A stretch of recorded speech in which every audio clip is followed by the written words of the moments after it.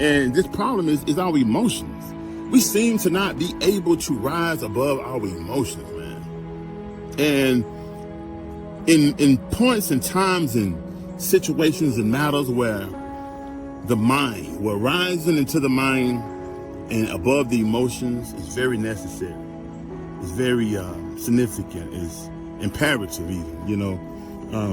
In times like that, we seem to fail, you know, collectively as a people in some kind of way. Of course, not that mean like every single black person in America or in the world, but I'm saying like when you see the black man being killed by the police, when you see the sisters and them fighting each other, when you see the black man killing each other, when you see the way we just deal with challenges, white people or wherever else, it's like we can't rise above the emotions and deal with the situation from a very intellectual, mental position.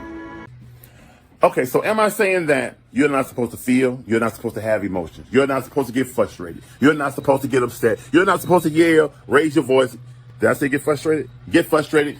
Cuss somebody out. Am I saying any of that? No, I'm not saying that. No, I'm not saying that. And I know some of you are like, so you saying we're not supposed to have no emotions at all? No, I'm not saying that. What I am saying though, I mean, because I get frustrated as fuck sometimes. And I do raise my voice.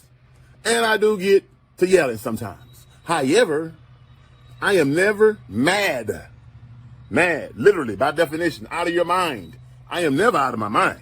I try to never deal with a situation, and I emphasize, I try to never deal with a situation. I'm saying when I say I try, I do put effort, conscious mental effort, into never dealing with a situation based off of the way I feel. And that's what I'm emphasizing.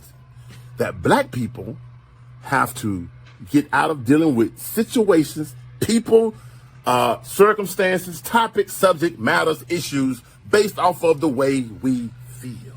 And you see, when you're talking about mental intellect, when you're talking about intellect, when you're dealing with something with intellect, then you're basing your decisions, your perspective, and trying to fixate your feelings on top of proven facts. You're not going off of what he say, she say. You're not going off of what basically it means. Well, they basically saying what it seems like you saying, what it seems like you meant. You see, that's emotional.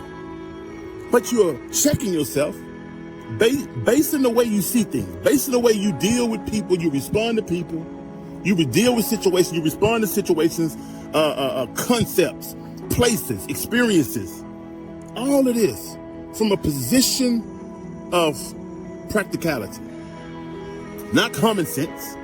Common sense is personal. Common sense is your perspective, the way you see something. I'm talking about facts.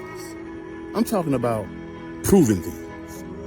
I'm talking about when you base the way you deal with something and the way you feel off of certain things that actually has happened, things that you can go point out, things that you can go and say, look, this is what was said and this is why I done this based off this, what you said, and technically or literally what this means, the terminologies you use.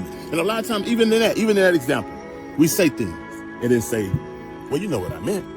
No, I know what you said. Now, if you're not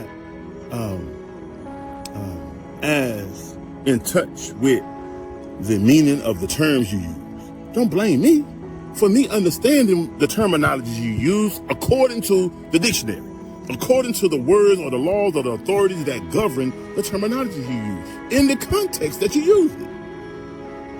You understand? Context, terminology. Just in that simple sense, just in that simple example. I mean, we just have to reach a point to where we rise above the emotions and start dealing with each other on personal levels from a very mental, intellectual, factual position. Until we start doing that, then we're going to continue to have problems. We're going to continue to have problems that are perpetuated in our own communities, perpetuated in our homes, and perpetuated in society. We're going to continue to have problems. Can't nobody fix black people problems but black people. Can't no one fix that. Not no president, not no government. We're looking for everybody else to fix the problem that we have.